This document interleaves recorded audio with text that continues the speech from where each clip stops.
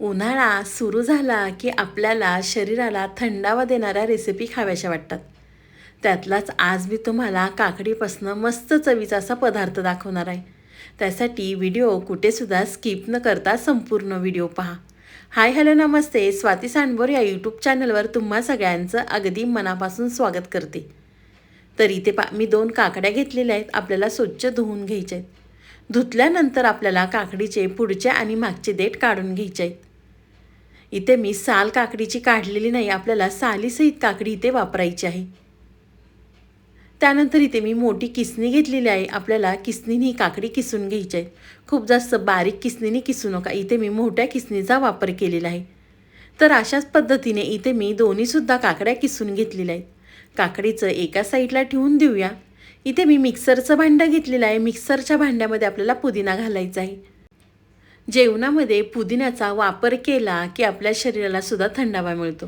त्यामुळे उन्हाळ्यामध्ये भरपूर पुदिन्याचा वापर करायचा. पुदिना घातला की इथे मी गरजेनुसार मिरच्या घातलेल्या आहेत. इथे मी तिखट मिरच्यांचा वापर केलेला आहे. त्यानंतर 20 ते 25 लसूण पाकळ्या, 1 चमचा जिरे आणि आपल्याला मिक्सरला जाडसर वाटून घ्यायचं आहे. अगदी या पद्धतीने.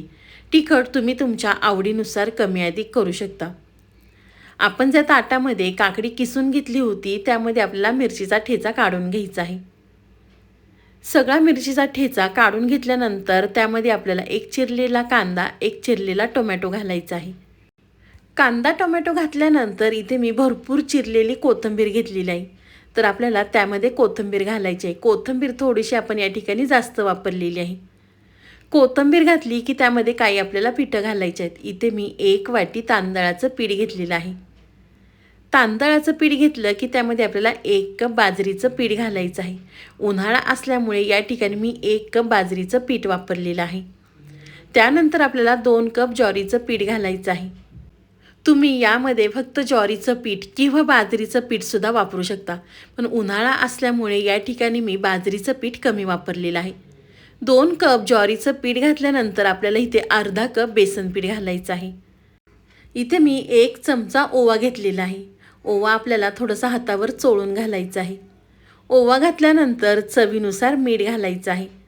तोपर्यंत तुम्ही माझा व्हिडिओ इथपर्यंत पाहिलाच आहे. व्हिडिओ थोडा तरी आवडला असेल ना तर व्हिडिओला 1 लाईक नक्कीच करा. साईडचं बेल आयकॉनसुद्धा प्रेस करा म्हणजे तुम्हाला माझे नवीन नवीन व्हिडिओ पाहायला मिळतील. चवीनुसार मीठ घातलं की आपल्याला ही सगळी पिठं काकडीमध्ये आधी व्यवस्थित मिक्स करून घ्यायची आहे. लगेच पाणी घालायचं नाही आहे. काकडीला पाणी सुटतं त्यामध्येच आपल्याला हे पीठ मळून घ्यायचं आहे. तर इथे मी अर्धा चमचा हळद घातलेली आहे आणि छान आपल्याला थोडं थोडं पाणी घालण्याचा गोळा तयार करून घ्यायचा आहे. तर तुम्ही या ठिकाणी पाहू शकता मी छान हा गोळा तयार करून घेतलेला आहे. यामध्ये मी गव्हाचं पीठ वापरलेलं नाही आहे. तुम्हाला जर वापरायचं असेल तर तुम्ही 1 कप गव्हाचं पीठसुद्धा यामध्ये वापरू शकता. तुम्हाला कोणत्या भाज्यासुद्धा घालायच्या असेल ना तर ते सुद्धा तुम्ही यामध्ये घालू शकता. चिरलेला कोबी, किसलेलं गाजर किंवा किसलेलं बीटसुद्धा तुम्ही यामध्ये घालू शकता. पीठ मळलं की आपल्याला 10 मिनिटासाठी साईडला ठेवायचं आहे. त्यानंतर इथे मी पळपट घेतलेला आहे. त्यावरती आपल्याला कॉटनचा रुमाल घ्यायचा आहे. रुमाल आपल्याला ओला करून घ्यायचा आहे. त्यावरती थोडंसं पाणी घालायचं आणि मळलेल्या पिठामधला आपल्याला हा गोळा घ्यायचा आहे. तुम्हाला हे थालीपीठ किती छोटं किंवा किती मोठं हवं आहे त्यानुसार तुम्ही ते गोळा घेऊ शकता. हाताला थोडंसं पाणी लावायचं आणि छान आपल्याला पातळ हे थालीपीठ थापून घ्यायचं आहे. अगदी व्हिडिओमध्ये दाखवते ना त्या पद्धतीने करून घ्या. तुम्ही हे काकडीचे थालीपीठ बनवले ना तर आठवड्यातनं 2 ते 3 वेळा नक्की बनवाल. अगदी लहानांपासून मोठ्यांपर्यंत सगळेजण आवडीने खातील. तर तुम्ही या ठिकाणी पाहू शकता मी थालीपीठ थापून घेतलेलं आहे. खूप जास्त जाड थापलेलं नाही आहे किंवा खूप जास्त पातळसुद्धा थापलेलं नाही आहे. थालीपीठ थापल्यानंतर एका साईडला तवा गरम करून घेतलेला आहे. तव्याला आपल्याला तेल लावून घ्यायचं आहे. तुम्ही तुपाचा किंवा बटरचा सुद्धा या ठिकाणी वापर करू शकता. तेल लावलं की आपल्याला थापलेलं थालीपीठ तव्यावरती घालायचं आहे. रुमालावरती थोडंसं पाणी घालायचं म्हणजे थालीपीठ रुमालाला चिटकत नाही. तव्यावरती थालीपीठ घातल्यानंतर आपल्याला तेल घालायचं आहे आणि एक साईड आपल्याला छान भाजून घ्यायची आहे. तुम्ही हे थालीपीठ मुलांच्या नाश्त्यासाठी किंवा टिफिनसाठी अगदी झटपट करू शकता. खूप जास्त वेळसुद्धा लागत नाही आणि आपण काकडीपासून बनवलेले आहे त्यामुळे हे थालीपीठ पौष्टिकसुद्धा आहे. तर एक साईड भाजल्यानंतर पलटी करून आपल्याला दुसऱ्या साईडने सुद्धा हे थालीपीठ भाजून घ्यायचं आहे. तर आपल्याला तेल घालायचं आणि दोन्ही साईडने आपल्याला हे थालीपीठ छान खरपूस भाजून घ्यायचं आहे. तर मी तुम्हाला या ठिकाणी दाखवते, दुसरी बाजूसुद्धा छान अगदी खरपूस भाजलेली आहे.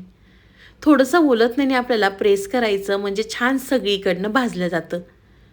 तर तुम्ही या ठिकाणी पाहू शकता दोन्ही साईडने सुद्धा मी छान हे खरपूस थालीपीठ भाजून घेतलेलं आहे.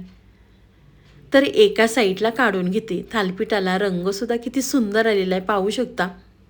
तुम्ही हे काकडीचे थालीपीठ एकदा केले ना, तर घरातले तुमच्याकडे आठवड्यातनं 2 ते 3 वेळा नक्की बनवून मागतील. एवढे मस्त चवीचे हे थालीपीठ तयार होतात.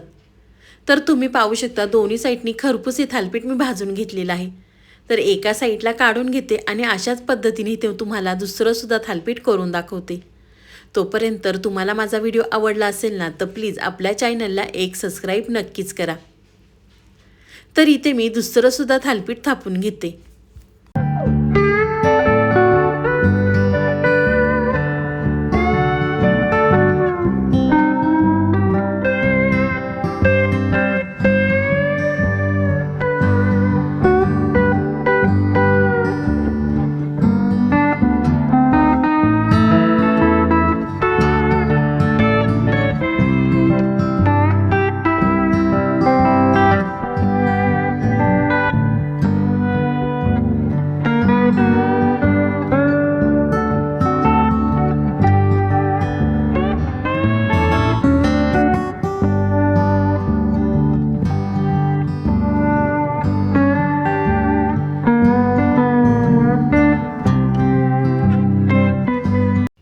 तुम्ही या ठिकाणी पाहू शकता मी दुसरंसुद्धा थालीपीठ करून घेतलेलं आहे आणि दोन्ही साईडने सुद्धा छान खरपूस भाजून घेतलेलं आहे.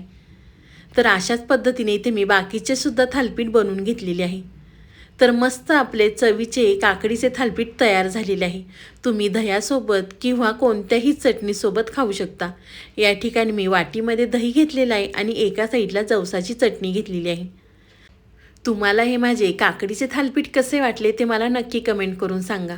व्हिडिओ आवडला तर व्हिडिओला लाईक, कमेंट, सबस्क्राईब करायला विसरू नका.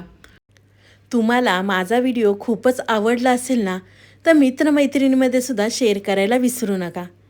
तर चला पुन्हा भेटूया असाच एक छानसा व्हिडिओ घेऊन. तोपर्यंत स्वस्त खा, मस्त रहा. बाय.